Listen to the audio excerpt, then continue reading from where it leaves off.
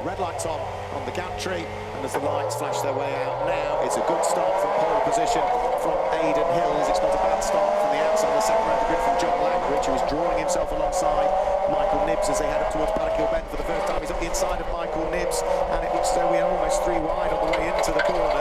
But it is going to be Michael Nibbs that somehow hangs on to second place, and Aidan Hills is already looking to try and get a break away from Michael Nibbs, John Langridge, and then Declan Lee, who will settle into second, third and fourth places respectively. Should be running very wide on the way out of Druids. They'll gather at the moment. They will indeed. Poor start from Michael Nibbs. Immediately came under pressure from the 2 cars behind of John Langridge and Declan Lee. Declan Lee, he wanted to make it 3 wide. He was given the option, decided discretion is the better part of valor. Long race ahead. Let's see what he can do. He's already on the coattails of John Langridge and desperately trying to work his way up. Long's brakes on the running towards Surtees. It's closer than ever, Mark. There was a bit of a grassy moment, wasn't it, for Rowan Lundy heading in towards Graham Hill Bend, and that lost him 1 place at the wheel of the number 88 car, but started 5th on the grid. So the speeds begin to build. Watch out for that Déja car of Dylan Stepney as he continues to try and weave his way through the order. He did lots of overtaking in race number 1 off the back of the grid. He'll look to do lots of overtaking in this one as well. Will Morris side by side as well. That was brave, wasn't it, round the outside at Hawthorne, but couldn't quite nick the place. And also bouncing over the curbs through Westfield Corner goes Declan Lee in his absolute efforts to try and get himself up into the podium spots in the early stages. But John Langridge is having none of that as they turn their way through Sheen Curve up towards Stirling's on lap number 1. Yeah, Declan Lee doing absolutely everything he can to work his way through and past John Langridge, having lost that place on the opening lap of the race. It just shows what a brilliant start John Langridge got as they work their way down towards Clark Curve for the first time. It is still Aidan Hills leading the way and trying to pull away ever further. Simon Fleet again, he's trying to attack, he's trying to defend. I thought it was rather odd car placement on the running towards Clark Curve, but it works for him. For the moment, Michael Nibbs, having come under intense pressure on the opening lap of the race, has just put about a car's length, maybe 2 cars' lengths between himself and John Langridge. Austin Lee is still well and truly there. Still giving chase, however, is Nicholas Stott, somewhat out of position down in what is 10th place. He lost the place on the opening lap. So that's 1 lap chalked into the book, and I think everybody came through, did they, at the end of that first lap of the race? Yep, no casualties in the early stages.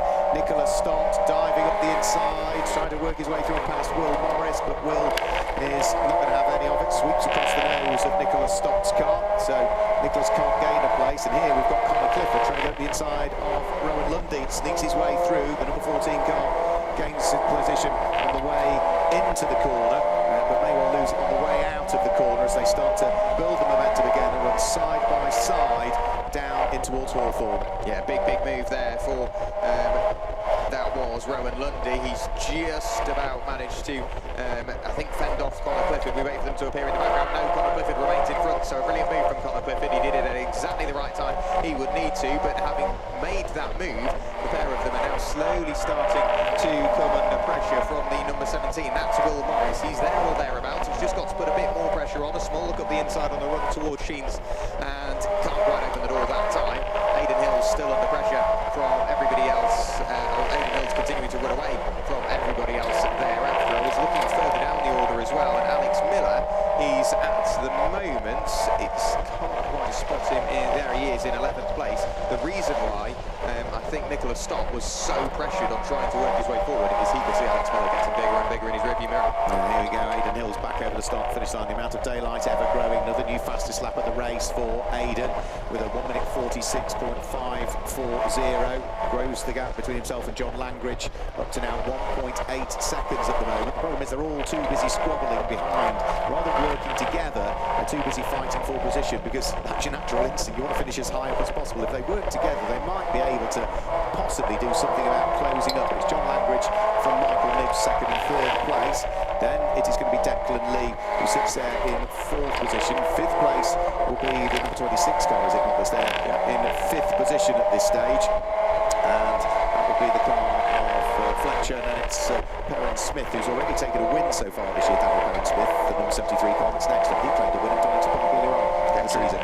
Drew Fletcher up into 5th place. He's had a very good start to his race. He's just trying to work his way through and past Michael Nibbs now. A small look to the inside, Declan Lee, a small look to the inside of Michael Nibbs. Couldn't quite pressure the move, especially not at Hawthorne. However, Connor Clifford, a big move to the inside of Rowan Lundy. Unfortunately, they disappear out of our sight for a brief moment. Are they still side by side? No, not this time. However, Rowan Lundy has still got Will Morris packed up behind him. A big moment on the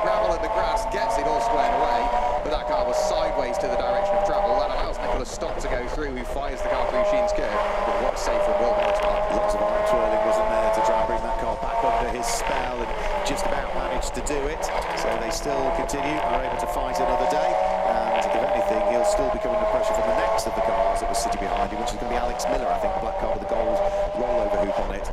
Over the start-finish line, here comes John Langridge, about to complete a further lap up to second place now. Michael Nibbs is there in third place. Declan Lee not that far behind. Then we get the gap before we see Drew Fletcher fighting away with Daniel Perrin-Smith. Just getting a quick look at what was going on further down through the order. That replay of that moment, as you suggested, for Will Morris, how sideways the car got. He corrected it, it started to get away from him again, a second correction, and actually didn't lose a great deal of time with that one, but he has now, I think, lost the further places. Alex Miller been able to squeak his way through. I think in the background of the shot, we might just be able to pick out as to whether he's made it stick or not. No, I don't think he has. No, I don't think he has. I think it's still Will Morris ahead of Alex Miller. It is for now Will Morris, so late on the brakes, dives at the inside of Nicholas Stott. However, Nicholas might just about get the cutback on the way through Surtees. We might just about see it in the background. Car very, very wide. That is the number 17 machine of Will Morris. Somehow, again, he keeps that car in a straight line, albeit maybe with a bit of cosmetic damage. I don't know whether he's helped towards the wall there, Mark. Yeah, couldn't quite see. We only saw the tail end of it. He's lost a load of momentum as he heads down towards Hawthorne. He's also lost the right-hand wing mirror off the car. He was so close to the barriers. If he hasn't got body damage, he's certainly got wing mirror damage, because I can see that flicking through the air. That also now means that he is blind for any overtaking. Was he helped off? No, not off all on his own by the look of things, and a fair amount of pace. Bounces across the curb and, yeah, loses the driver's side wing mirror as a result of getting so close to the tyre barrier. Dylan Stepney, what a move. 3 wide on the run-down Pilgrim Strop and then back up towards Hawthorne's.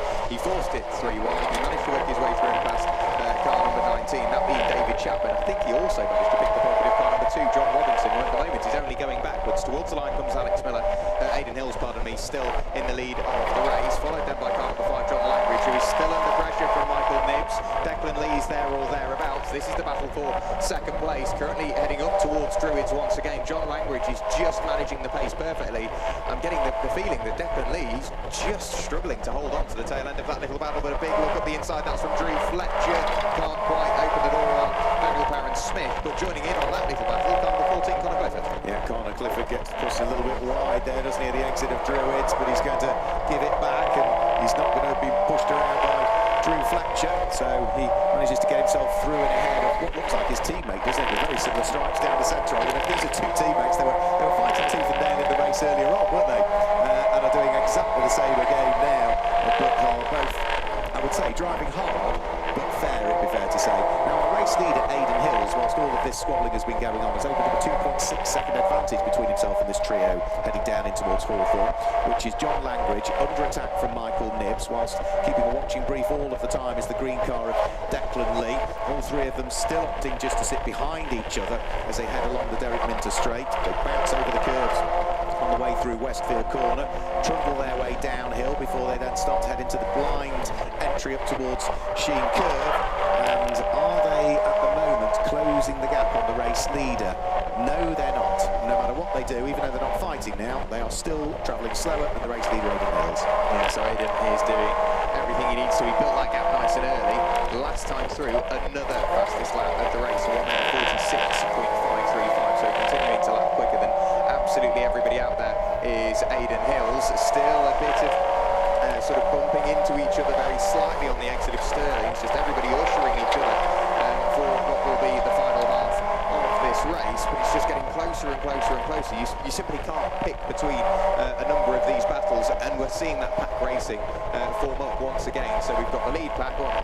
John Langridge ran really wide coming around through Druids Corner and lost second place. He didn't drop to 3rd, he dropped to 4th. I think we're going to get a quick replay of it. So yeah, up towards Paddock Hill Bend, gets onto the brakes. At the inside of him goes Michael Nibbs and forces him out onto the dirty tarmac. Door is open, straight away through goes Declan Lee. Thank you very much. 2 places lost. Yeah, forced a mistake there, did Declan Lee, or did Michael Nibbs, and did exactly what he needs to do. So both himself and Declan Lee exactly through the same little gap, and now Declan Lee is starting to apply that pressure onto Michael Nibbs, absolutely nose to tail as they work their way under the bridge and then down Pilgrim's Drop. It would be a very optimistic place to go for a move in towards Hawthorne. So on the Derek Minter Straight, if you can nail the exit, we could see Declan Lee work his way alongside, but through the woodland section of the circuit, he just seems to fall away. Maybe not quite so confident through the faster corners is definitely, compared to Michael Knibbs at the moment, you can just about see Aidan Hills in the distance, just continuing to pull away. Last time through, not quite so quick as we've seen him before, but the mid-pack is really where we need to be watching.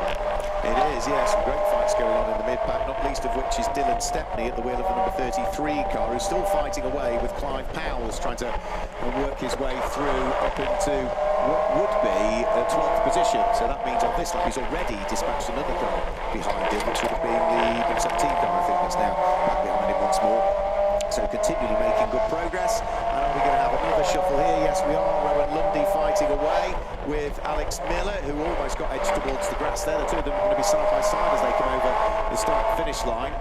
Now, through they'll go. This will be fighting for what will be 9th and 10th place, and Alex Miller goes through. Look, Rowan Lundy's dropped a little bit like a stone, hasn't he? He was right up there in the early stages, put a wheel wrong at Graham Hill Bend, and from there had just sort of been picked off by everybody. He's really struggling. Yeah, I think it just very slightly threw him off his rhythm in the early stages of the race. A small mistake like that. Car number 2 of John Robinson, I think he's just lost out to the 17 of Will Morris. Of course, Will tried to recover from that earlier incident where he was very, very sideways on a couple of occasions, then just scraped the wall, lost a load of time. But yeah, what a brilliant move from Alex Miller. He just kept on pushing and finally worked his way through and passed. And as you say, it was very, very brave because he got incredibly close to the white line on the exit of Clark Kirk. Yeah. So let's see as to what happens now with Rowan Lundy. Can he cling onto the coattails of Alex Miller, or is he just going to drop further back from him and fall into the clutches of someone else behind? Well, the next car behind will be the number 2 car, and that's quite a way behind John Robinson, so probably don't need to worry too much, Rowan Lundy. As for Dylan Stepney in the Dayglow coloured car, well, he's now coming under pressure by the look of things from the car that sits directly behind him, and that's going to be, was it the number 19 car, David Chapman, wasn't it, that is directly behind him, and he's looking to try and apply the pressure. Where's that going to be for? That is now going to be for something like, 15th position. By the look of things, 14th, 15th position. So blue flags waving to forewarn our Jude Law-driven car, the number 20 car that the front runners are approaching. And we've also had a spin and a recovery there. That's Ian Abel, was it not? Yeah, so he's had a spin, and that was coming out of Westfield, I would have thought. The car got away from him, had a spin down in towards the bottom of Dingle Dell. Yeah, I'd imagine they were, everything was crossed just to make sure that nobody would find him on the way through, because that's a very quick section of the circuit. Indeed, the battle is still raging on between Dylan Stepney and car number 19 of David Chapman. However, all of that battling is just allowing cars behind to get closer. I think we've got Simon Fleet there, and we see the moment on the live stream of Ian Abel. It was only a half spin through 90 degrees, just about managed to get that moment collected up. And as we go back to live pictures, still fighting away. I think that's Ed McDermott, was it?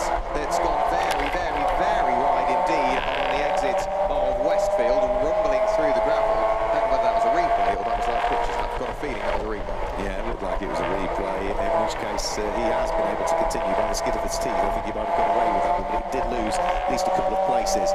One to Ray Worley, and he's dropped down to like 24th position now as a result of that one, Ed McDermott. So our race leader, 3.3 seconds to the good. This is another quick replay, and this is Rowan Lundy all through the gravel trap at Paddock Hill Bend, raising the dust, eventually rejoins, but again a raft of places lost there for him. So Aidan Hill's leading away quite comfortably. We've now also maybe got a little bit of contact, have we? Yes, we have, I'm afraid. There's some contact lines on the circuit, and that was all to do with a couple of cars getting close to each other. Dylan Stepney got away with it, but unfortunately we have got David Chapman, who has come together and has got now damage to the front corner of his car. Clive Powell's has also got damage to the rear corner of his.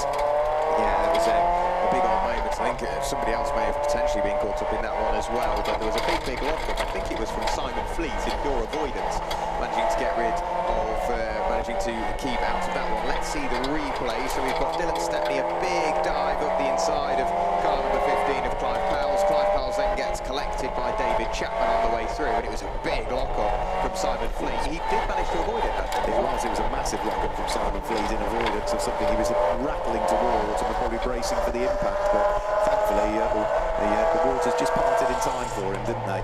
We've still got fights going on, haven't we? Michael Nibbs cannot shake away in second place. Declan Lee, who is going nowhere. Then just behind them is going to be John Langridge, and John Langridge now is finding himself under pressure from the number 73 car of Daniel Perrin-Smith, who has been sort of quite quiet so far in this race. Now all of a sudden he's building momentum and putting himself in contention. At Silverstone he was one to watch. He was very competitive at Silverstone indeed, but yeah, a fairly quiet weekend from him so far. I think he's just about found his feet in the final 10 minutes, only 4.5 minutes remaining for today here at Brands Hatch. But yeah, the final 10 minutes that car has really come alive into the pit lane. Naturally we have seen car number 19, that is David Chapman.